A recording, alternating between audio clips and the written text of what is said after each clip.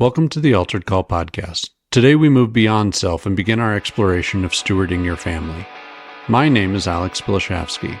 I believe in the one true dessert. I believe that babies know what they are doing, and I believe that you are uniquely created to reflect God's glory in the world.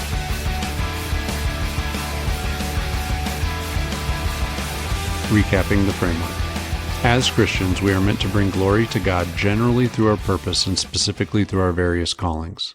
The enemy wants to prevent this by forcing us to stumble in any of an infinite number of ways. Stewardship is the application of our current knowledge and ability to defend our lives against that enemy.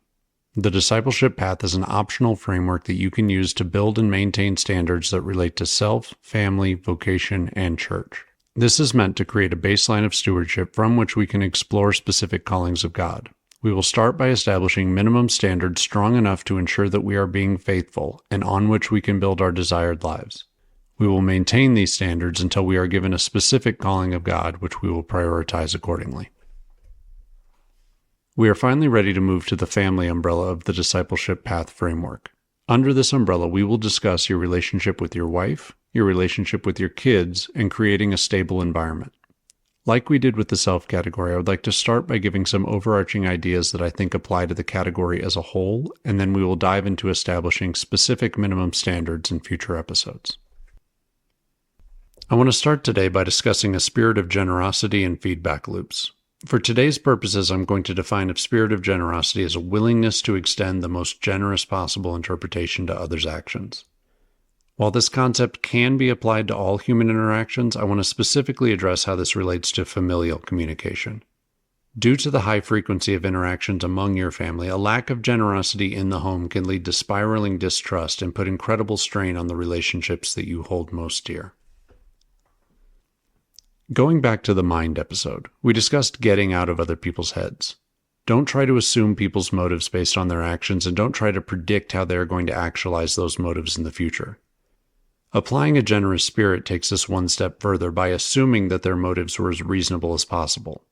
This may sound easy, but it requires a great deal of practice. When your wife ignores your request and instead prioritizes her own wants, did she do it on purpose to hurt you? Was she trying to send a message? Was she trying to undermine you in some way? Maybe. But what do you gain by assuming these things? The answer is nothing good. An emotional response to these types of events may give you permission to feel angry or spiteful or justification to behave like a child, but none of that makes the situation any better. Maybe instead of misbehaving in these ways, you instead feel a sense of superiority or self-righteousness that will carry you through your day at the expense of your wife's dignity. In the episode where we focus on your relationship with your wife, I'm going to make the argument that you should never carelessly take an oppositional stance against your spouse. But for now, I want to point out that taking this stance based on assumptions is pure lunacy. Now to bring in the feedback loops. A feedback loop is a continual process that updates itself as it progresses. If you are making incorrect assumptions or feeding negativity into interactions that you maintain daily, then it will eventually deteriorate over time. With those outside of your home, this may lead to gradual separations or arguments that boil over before getting resolved. But within the context of a family unit, this deterioration can be fatal. A child assumes that they are unloved and never gets reassured. A spouse feels distant for just a few days too long and looks for comfort elsewhere. A lack of clarity deteriorates trust to the point that conversations become robotic and lifeless. Don't let your family fall into these traps. How about instead of making assumptions that undermine your relationships, you make assumptions that strengthen them? Let's start by operating from a place of forgiveness and trust. If it is possible to simply forgive the issue and move on, then do it. When disappointment presents itself, default to generosity. Maybe they didn't think it mattered. Maybe they forgot. Maybe they tried and it didn't work out. Ultimately, it doesn't really matter. If there is any reasonable explanation, that is good enough. Don't ever bring it up again. You don't need it as ammunition. You don't need it as justification for your own misbehavior. Just let it go entirely. In situations where you either can't or won't let it go, then at least pursue clarity. Explain how the interaction made you feel and ask them why they chose to behave the way that they did. While this is strictly inferior to simply forgiving the issue, at least it provides them with the opportunity to defend themselves and, if need be, allows you to be upset for the right reasons. The problem with this type of interaction is that it requires a degree of vulnerability. In order to complain about a situation, you need to be willing to admit that it caused you some degree of pain. It can sound petty and stupid to admit that a small interaction affected your mental state, so the temptation is to assumption your way out of the conversation. You are certainly allowed to do this, but know that this is a direct attack on your relationship with that person. By needlessly generating bad will to save face, you are attacking the foundation that your rapport is built upon. This also breaks the feedback loop. If your family doesn't know how you see the world or how you interpret their actions, then they will be poorly equipped to interact with you in the future. All people, but especially children, must be taught how you want them to interact with you. This may not be particularly helpful when you're dealing with strangers, but you interact with your family constantly, so equip them with the tools that they need to interact with you in healthy ways, and seek to understand their preferences similarly. So how do we achieve a high level of generosity? This brings me neatly to my second point. You must first care for your own needs before you can care for the needs of others. I labeled a spirit of generosity in the fruits of the self for a reason. Taking care of your needs, not necessarily your wants, but your needs, is one of the best possible ways to provide for your family. Properly interacting with your own spiritual, physical, and mental needs will give you the strength necessary to lead your family in a generous way. When you are tired, when you are stressed, when you have your eyes on anything other than God, it becomes harder and harder for your family to get the best of you. Let's say that instead of operating at 100%, you drop to 80 or 90%. Overall, that's pretty good. Here's my question. What is filling that gap? Something will fill that gap. We like to think that the gap will result in the physical needs of our children being harmed, something that we can observe and correct before it gets too serious. Instead, what if that 10 or 20% is filled by screens? What if it's filled with unhealthy emotions? What if for 10 to 20% of the time the enemy is given unfiltered access to your children without a godly father standing beside them? I know that none of us are perfect, and I know that our spouses are amazing helpers that can rise up for a period to fill any gap that we create. But let's be honest about what we're up against. What happens if your wife gets so exhausted from the extra weight that the enemy attacks her instead? Whether you like it or not, Christian men have enemies, and the destruction of your family because you are too exhausted or apathetic to protect it is an opportunity that those enemies are excitedly waiting for. After my dad died, my mom changed. As the oldest, I often wonder if I'm the only one that noticed. She was at that moment tasked with raising 4 kids on her own, and the gap started to grow.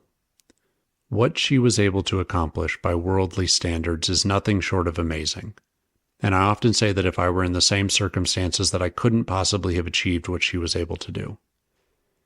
We all graduated college, no one is addicted to drugs or alcohol, we are, by worldly standards, all rather successful in what we do for careers. The thing that I find interesting is that we also have 4 different autoimmune diseases. I'm not a doctor, and I certainly don't know exactly how this works, but here's what I do know. Stress was absolutely one of the things that filled the gap in my home. While we all survived and by some standards thrived, we were also exposed to incredible levels of stress for years on end, and I'm forced to wonder if our bodies deteriorated accordingly. My home was shattered by powers beyond our control, and we were forced into a situation that we were poorly equipped to navigate. Regardless of your own circumstances, your family needs to be protected, and that starts with healthy adults. Find sustainable rhythms that fill your cup such that you can excitedly overflow into your family and give them the strength that they need to face the world. The final topic that I want to cover regarding family is this. Don't allow the sacred to become ordinary.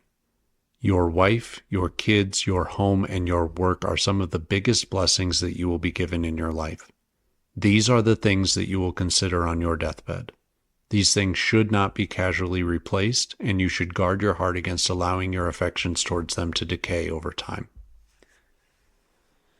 I have met too many men that make mean-spirited jokes about their wives or speak dismissively about their children, positioning them as obstacles on their path or burdens to be dealt with.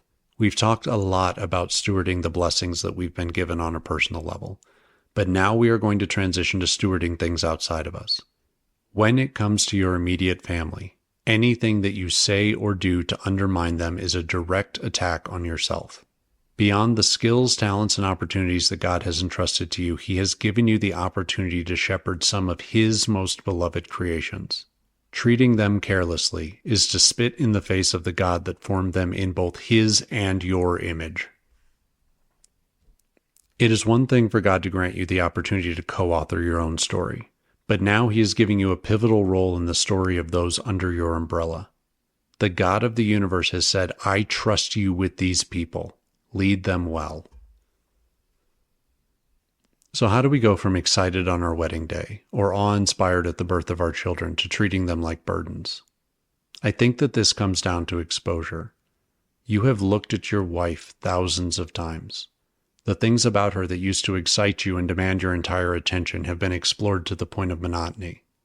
You know your children better than anyone else on the planet. The quirks that once brought delight have grown old through overexposure.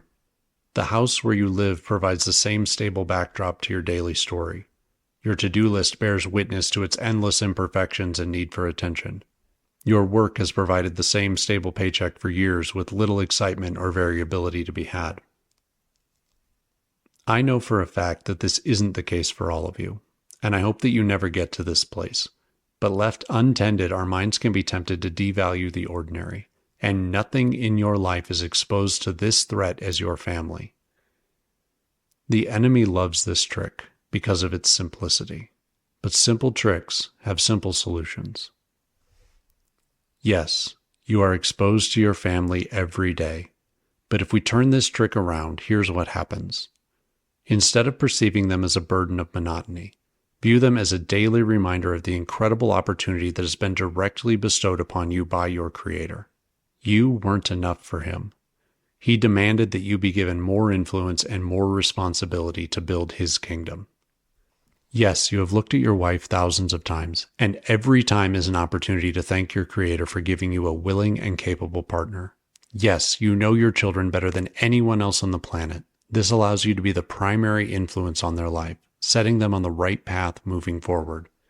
The house where you live is the setting where many of your most valuable memories will be generated, and your work provides the money necessary to support the many adventures that you will pursue collectively.